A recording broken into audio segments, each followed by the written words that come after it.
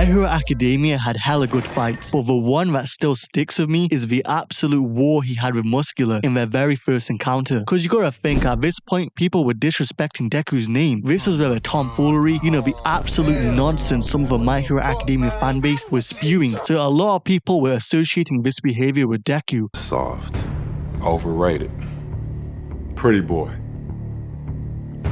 A bitch. So this fight had to remind the people who Deku really was. Muscular pulls up on Koda. He already put both his parents in a body bag, so the nice man he is, he tries to send him back to his parents. Deku leaps in on the very last second to save him. But my God, Muscular was about to cave this kid's head in, pounding the ground harder than Shannon Sharp did that Snow Bunny. Understandably, Deku is kinda shook. He is a big guy. This is what Bradley Martin thinks he is. He jumps 10 feet in the air to throw a Superman punch. This is the type of bullshit you could do on WWE All-Stars. Deku attempts to block it, but you can literally hear all the bones in his arms break as he's sent flying into the side of the cliff. Follows up with another right, but Deku jumps out of the way. Yeah, Buddy's arm is absolutely fried. Whilst he's still in the air, Muscular jumps and punts Deku in the abdomen. This is exactly what's gonna happen to the guys in the front line when they try attacking that gorilla. Whoa, hold on. Is he wearing jorts? Jean shorts in the big 2025? I have a homie who wears these type of John Cena outfits. If you wear jorts, stop it.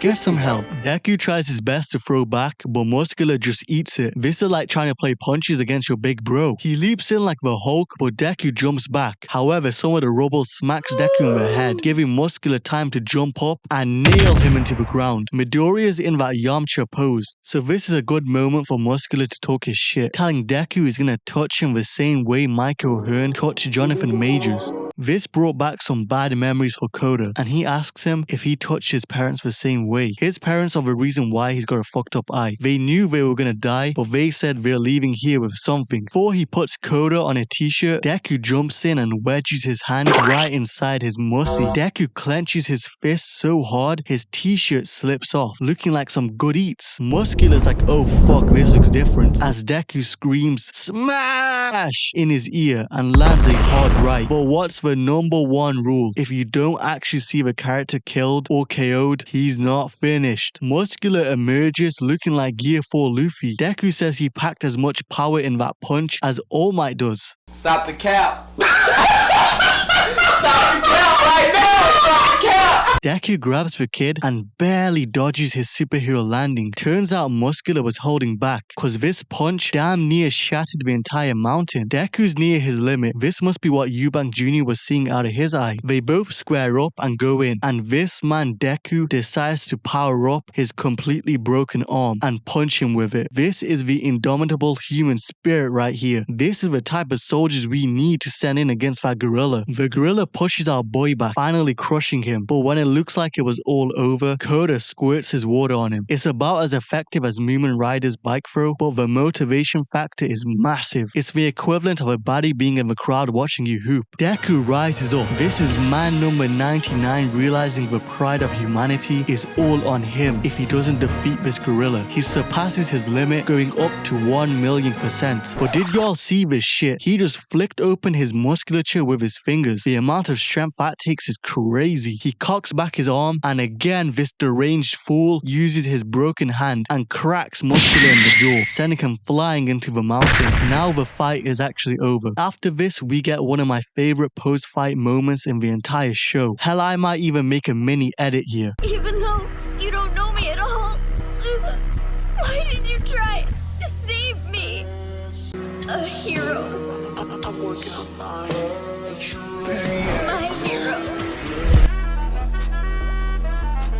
Over 3 seasons later, he returns, and he's been fiending for this rematch. But before this, his first victim is alternate reality Eren Yeager. He grabs him up, and I think his quirk has something to do with vibrations, but the power gap is so massive, his ultimate move feels like a massage to him. Muscular is about to pummel this kid's skull into the ground, but Deku comes in and drop kicks him right in the spine. Oh yeah, I forgot, this was when Deku was going through his Batman phase. But hey, I do not care if you saved my life, and you're the strongest in the verse. You are not holding me like this. I know someone's taking a picture of this moment, so I'd have to do them like Charleston White. If a nigga knock me out, and I wake up and they got them phones out, I'm gonna shoot the people with the phone.